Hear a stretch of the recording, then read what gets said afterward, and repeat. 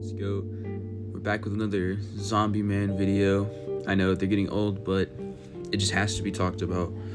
So, when you talk about Zombieman lineups, I know I mentioned it in my guide about him, but I feel like I need to go more into depth about this, as it's kind of important, as it will be the meta, or should be, unless they do some minuscule stuff. Wouldn't surprise me. And release Gioro in like 2 months, but anyways, let's just pray that doesn't happen. So firstly, Zombieman gets energy from activating tenacity and injury.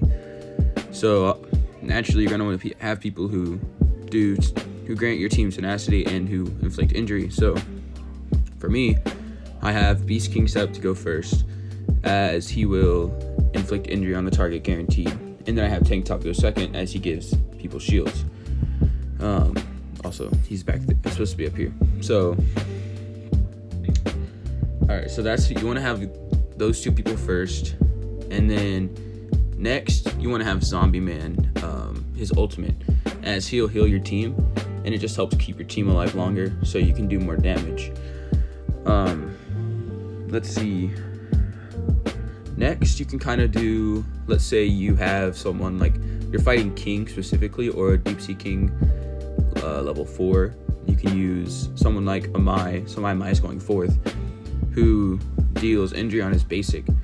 So, so if like your Tank Top gets his energy blocked, you can still have Amai to get you that energy. The same idea with Alloy.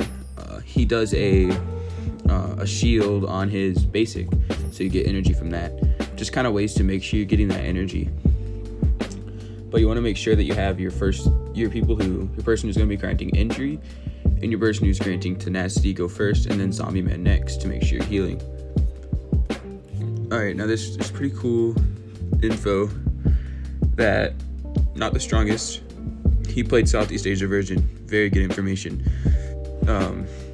He kind of made this information thing where it's pretty much what I said in a sense, but he has Tank Top going first for your shield slot.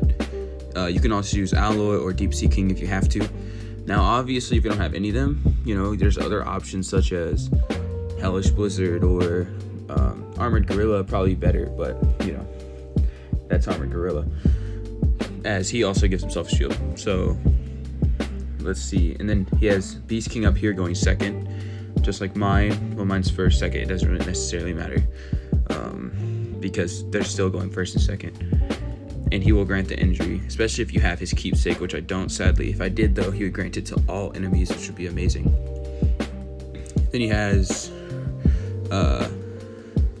either Alloy or Amai in the back here. Mostly because they'll just be staying alive back here.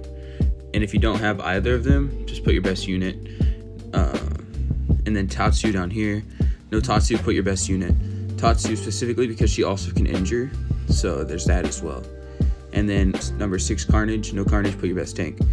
And then the options kind of get limited if you don't have, Tank Top, Alloy, and Deep Sea King. But overall, these are probably the best lineups you can have. The meta is changing like so quickly, you can tell.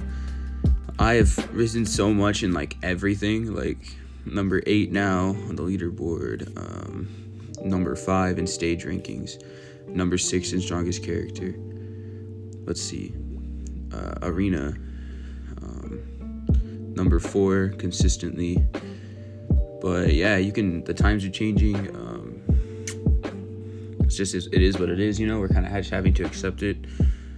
We'll see what they do in the coming weeks, but we never know with them now. So anyways, I just want to give you guys the information if you did pull Zombieman. If you didn't, well, now you know what teams you're going to be facing, and try to counter them. But anyways, that's all I have to tell you guys, and I'll catch you guys later.